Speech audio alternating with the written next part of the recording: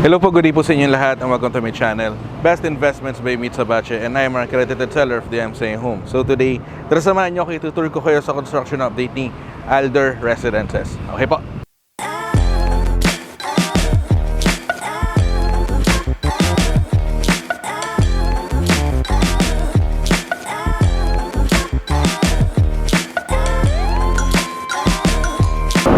Hello po, so kamusta po kayo? So right now, nandito ako kay Banyan Road.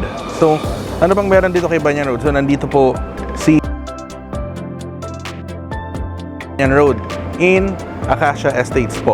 Okay, so sa loob ito ng Acacia Estates. So, this project po is at 55% na because yung first building nito ni Alder Residences is malapit na mag-turnover.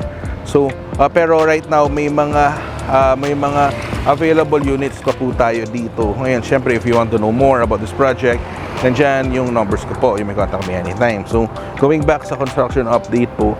So, for this project po, we have 4 high-rise residential condominiums. So, this is the first building. So, ito yung main gate natin.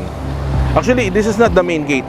Ito yung main entrance natin and then yung main gate na doon pa sa loob na papasok para kay Alder Residences. So, this is the first building. So, this is Andea building. So, ayan, almost full blast po yung construction natin dito. Hindi lang ako makapasok sa loob because may barricade pa tayo dito. So, and then, ito yung katabing building niya, the second building. Then, nasa lugar niya si Oregon. Okay? So, may mga available units pa tayo dito. So, dito kay Alder nagsimula yung glass balcony natin. Okay? And yung mas wider yung doors and windows natin. After Allegra pala, si Allegra muna. And then after, ito na si Alder Residences na. So, dito po, glass balcony na siya.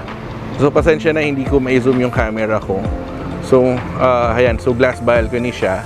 And then wider na yung doors and windows natin. Saka, dito po kay Alder, ano lang siya, 2 bedroom and 3 bedroom units lang. Okay. So, ayun po. So, that concludes. That wrap-ups may construction update for this project. And katapat pala niya si Mahogany Tree. Ayun. So, if you want to know more about this project po, you may contact me anytime. Nandiyan yung number ko po, naka-flash sa screen. You may contact me through Viber, through WeChat, through Facebook Messenger, through WhatsApp, okay?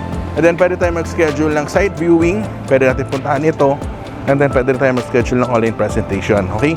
So, again, thank you very much for watching po. Please don't forget to hit the subscribe button and the notification bell para every time na nag-upload ako ng bagong video ko YouTube, may mano-notify po kayo. So, thank you very much for watching po. God bless po. Stay safe po. Bye-bye po.